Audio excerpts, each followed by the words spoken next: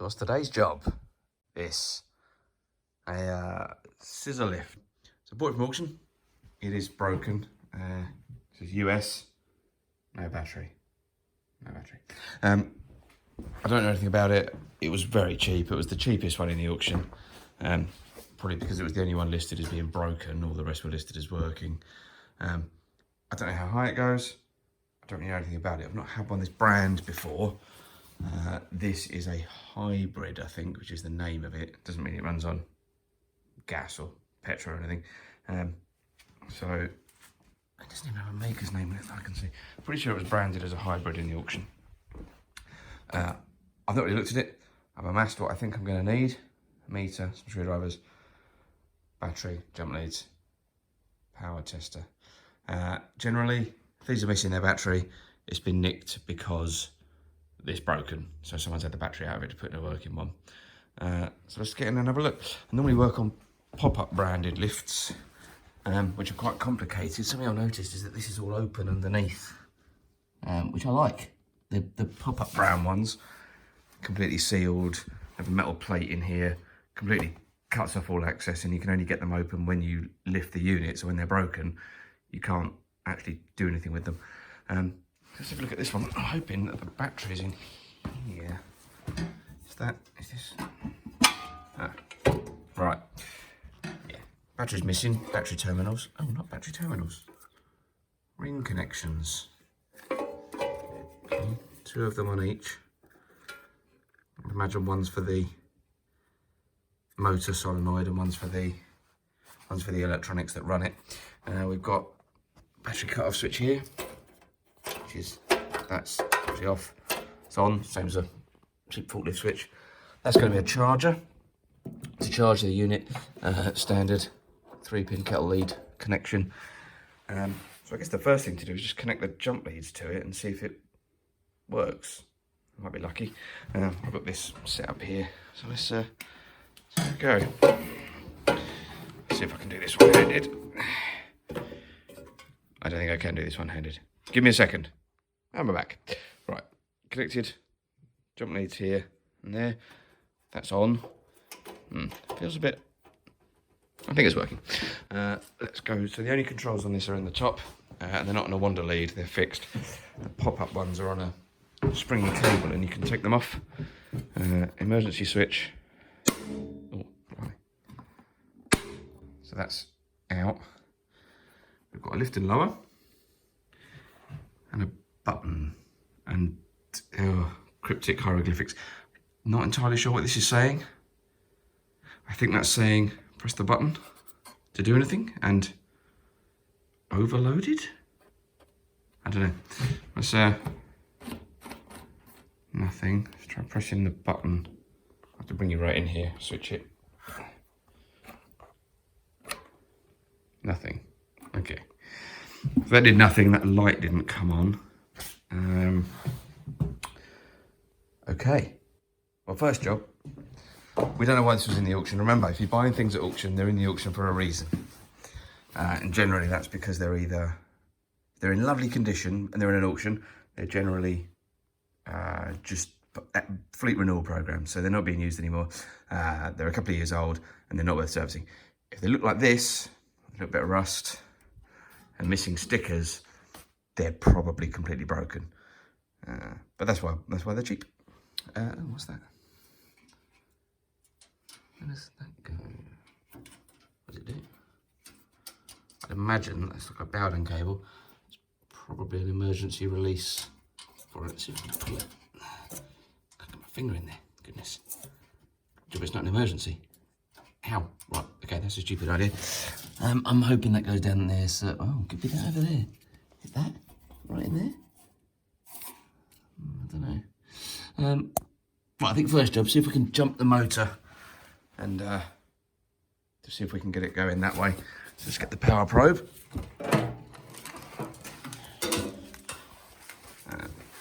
Brilliant bits of kit, these. Positive, negative on the tip, and you can also test. So if you hold it on the negative of the battery, it goes green. Hold it on the positive of the battery, it goes red. So they're good for testing and diagnosing. All right, so let's see if I can get you in here. Here's the motor. There we go. Got the light on the phone. So that there looks like the solenoid. Now I'm thinking that is probably the positive from the battery. That's probably the power to the motor. I've got an earth there. Can't check that one easily. I've got this. Just got nothing on it. Oh, it's got an earth. That doesn't really mean anything. Now a coil. What I'll do is I'll try putting a positive on that very briefly. This has got a safety in it. If it's a dead short, it'll just cut out. Oh, that was the pump working. Okay, hold on. Let's see if it works. Oh, crikey. Right, that's good. That also means I get access in here. So what we'll do is we'll raise it up a bit without hitting the ceiling. Oh dear. Too old for this. And right, we'll send it up without destroying my lights.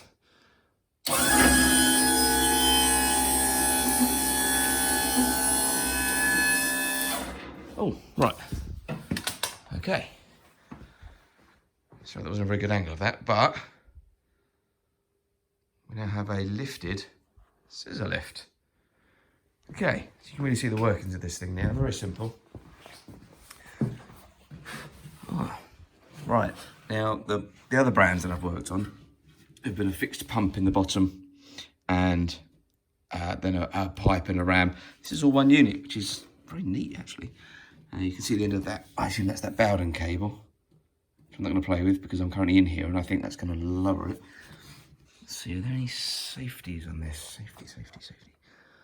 I suspect that this should have safety bars in it. It doesn't.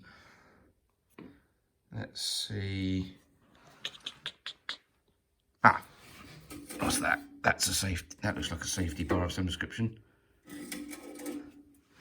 Ah, okay, so I think that would be a safety bar if we could get that past it, but we can't because I'll put it through the ceiling. We'll think about that in a minute. I won't go in there again. So the ram looks very good. No issues with the ram there. So you can see that there's a cable looped up the scissors and then into the unit. And there's also a safety switch here. 2 sets of wires and they all go up into the control box. I think the first step is to get a safety block in here. We need that to be safe to work under and in and to get on.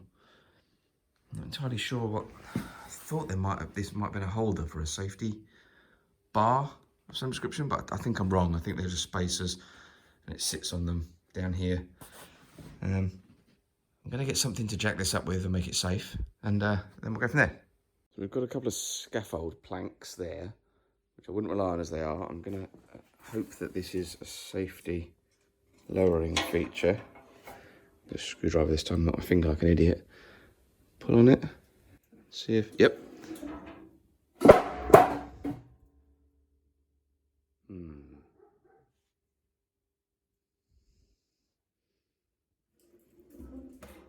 Right, that one's in, so that's fine. Let's see if I can wedge the other one back in.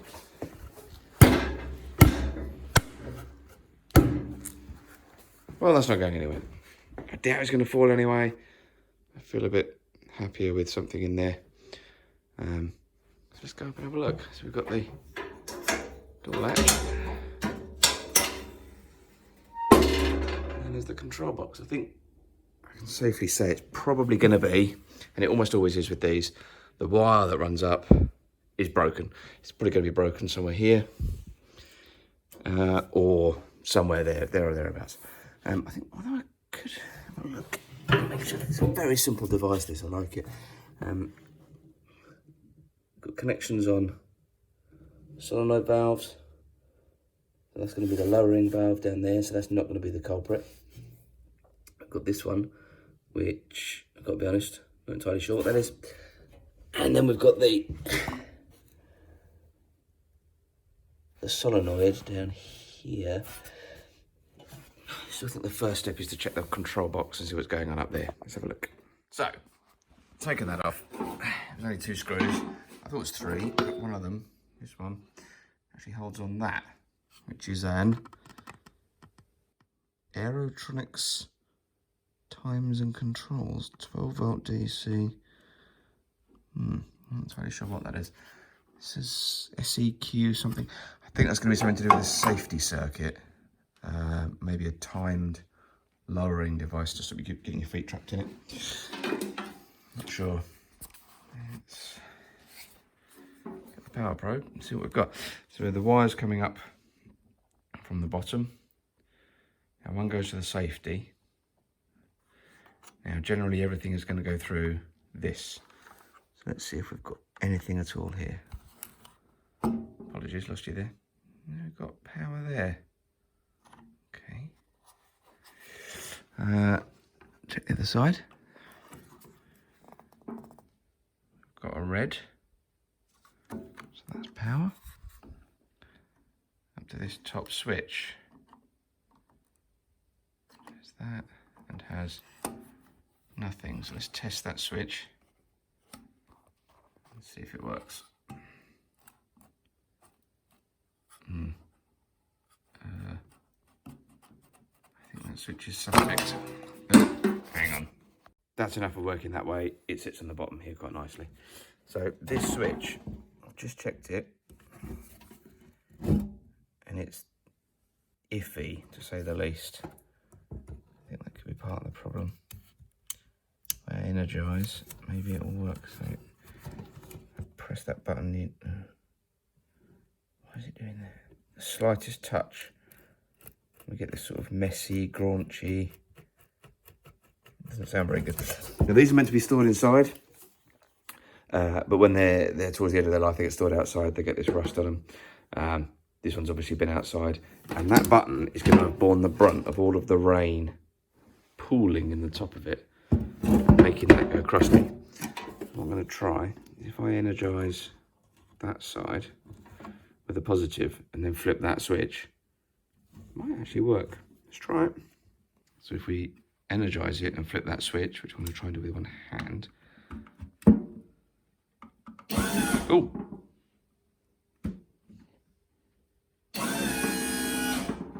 It works. Does it go down? Oh, right. Well, that's a good start. So, okay, so I've not tested the whole functionality of this machine yet.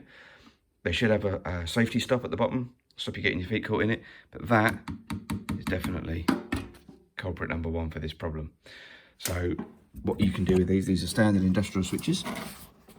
If you see the design of it, you take this screw out, the actual switch unit comes off, and you can keep this housing and the button because this is what's pressed by that. So if I can find another one of these,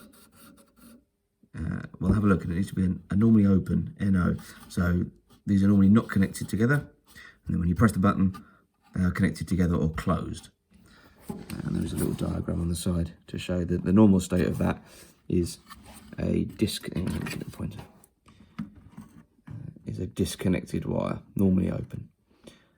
So I'll see if I've got one of these, and we'll swap it out. So this is the broken one. It looks fine, but it's obviously not working properly. I found this, which is a Telemechanique industrial control. So it's a turn switch. Take that off. As you see, different make, exactly the same design. These are all standardised, which makes industrial controls quite easy to fix. So we should better screw this in to our scissor lift, get it working. So put this away, have a go. Here we are, back here. This is the original switch module. It's probably got a better name than that. And here's the actual switch unit. So we're going to put these 3 wires in. Just going this side. I'm going to do it before we attach it, or I'll never get my screwdriver and my wires in there. Let's just attach these. I noticed that these are just bare wires in here, which I thought was a little bit odd. The whole machine seems to be like that, so I don't think it's been rewired. Normally you'd put a ferrule on the end, like a little crimped on hard metal connector so you don't squash them too much. Oh, can hear things clicking. It's the safety relay operating because this is actually still powered.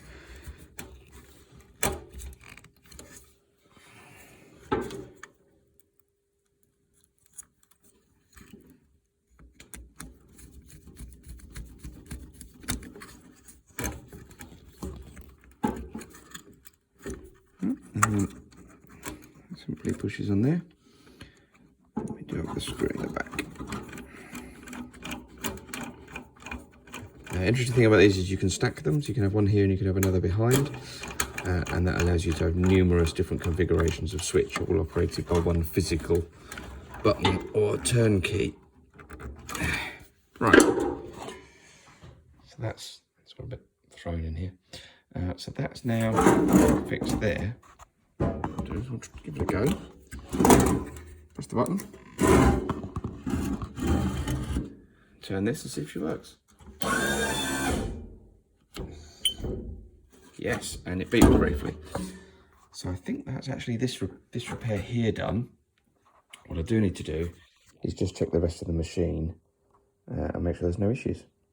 I do need to get a battery for it. I noticed that there's no battery terminals in here. So I'm going to have to measure up that gap, and I'll basically fit a car battery. It's probably an 075 or something, and I'll have to buy some terminals to connect up. I'm not going to get a battery specifically with screw terminals on it. That seems ridiculous. Then I'll check that the battery charger works, charges the battery, check that cutout works, which is easy enough. And then beyond that, it should be ready to send back out the door. You can just see the remnants of the Hy-Brid logo there. There's the H-Y. So it is a hybrid lift. I can't see the model number. Something I noticed. Classic auction buy. Here's the equipment holder. Do not remove the operator's guide. Although a very nice feature that I saw on the back of here, it's got scan for information. You can get the manual, the maintenance manual, a checklist, I think that's a safety checklist, and the schematics. And then you've got the parts lists. So that's actually quite good. So I've not needed parts for this apart from that switch, which is a standard part. So I shan't worry about that. Even the door latch works. I have to say, design-wise, this is super simple, and I actually really like it. I've worked on a lot of the, as I say, the pop-up brand lifts, and they've got a big metal box down here, the whole size of the machine. A metal plate goes all the way underneath, all the way over there. You can only get to it by lifting that up, so you have to either lift it with a forklift or a crane, or put jacks in here and jack them all the way up to get the screws out of the box, to get to the control modules, to get the battery out, to change the battery. It's just grief. This is fantastic. Yeah, very nice machine. I'll get a battery and we'll go from there. Bought a battery now. I know I said it was going to be an 075 battery, but although it's the right size, the battery terminals would have had to have had a terminal put on them. It would have touched the side. So I bought this. Now this is an 097 size battery. Same size, physical size, but the terminals are already square terminals. And I've had a check the way these cables reach. The positive reaches far over, so it's going to have to be this one. It's going to have to go in that way round. Got a couple of bolts to bolt it on with, and I'll get on with trying to connect these terminals up. So I think what I'm going to go with is on there, with the bolt through, like that. These 8mm bolts, and I should better get a nut on the back. And I have to do it two-handed, so I'll put these on in a second, and then the negative will be the same. I'll pop that battery in. So I'll show you those bolts done up in a second. I'll put that in. I just encountered a problem actually. These bolts don't quite go in. So what I've done is I've taken the bench grinder and I've just ground one side down. If I put that at the bottom, it's still hot on the grinder. It sits in fine. And then what I'll do is I'll put something here to stop that side of the battery going anywhere near that. and then it won't matter that that's sticking out a bit far, because to be honest, that's right on the edge anyway. So I think we'll go with that. And there we go, batteries slipped in there. I literally just popped a little piece of wood here, it's just loose, but it stops the battery sliding that way, touching the side. I don't actually know if these are earthed to the chassis, but I'm not going to mess about worrying about that now. So that's all connected up, bolted in nicely. Shut this up, turn her on, give her a go.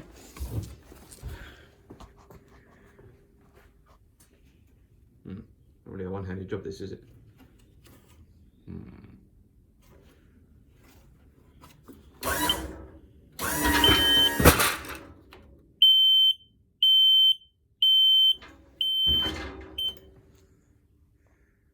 It's working.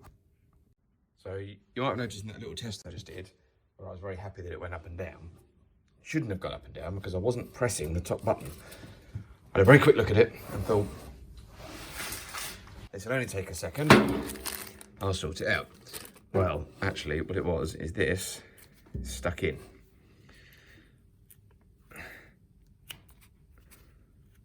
And someone's obviously tried to pry it out before, that wasn't me.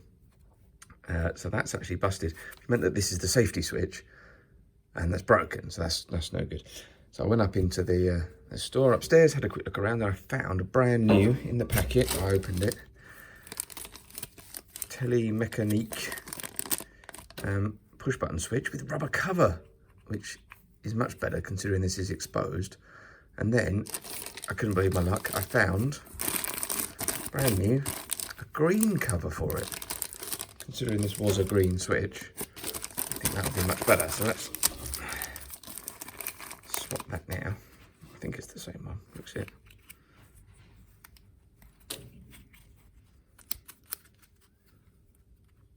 Look at that, brand new, grubby already because I've got horrible gloves on. So hopefully that will actually fit there, fit onto this.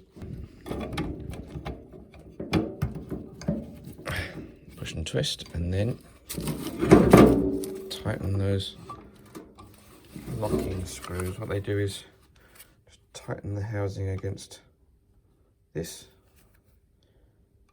That's the switch installed. Twist that over a bit.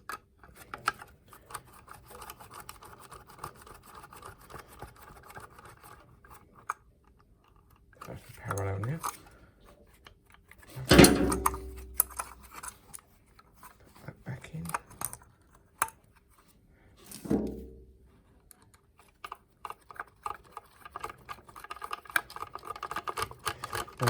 So this should solve that last problem. It should not operate unless that button's pressed. So we'll test if I can get it all in frame. No, nothing. But if I press the button, so holding the up position, yeah, you're actually on the lift. So, and then down, press the button. So time and then drop. There we go. Lovely. Well, that's a great improvement. A rubber cover. Why wasn't that on there originally? That's just a crap design. Unless this had a rubber cover that's come off, which is entirely possible. It's obviously been broken for a while for someone to have jabbed a screwdriver into it. So I'll put this back on, and then we'll have another go. Final check then, before we get rid of this, is the charger. So it's got this power cable here. I've already connected this up. Plug that in. I'll see what comes on. Lights.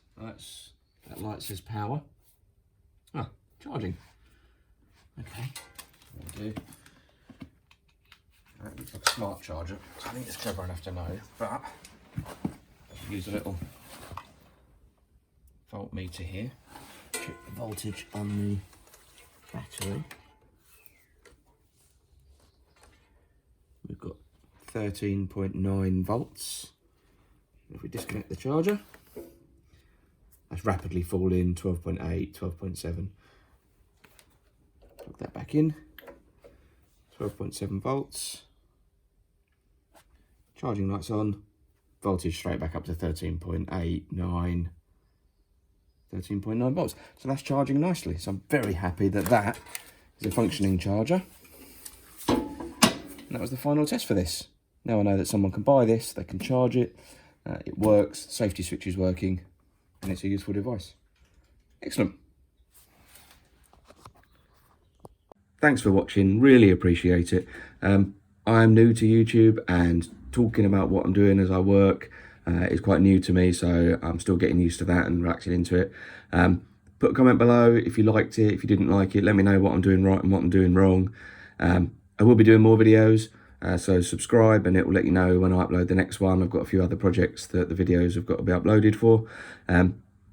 Press that like button below as well, so I know which videos people actually liked and which ones they don't. Have a great day, and hopefully I'll see you in the next one. Thanks.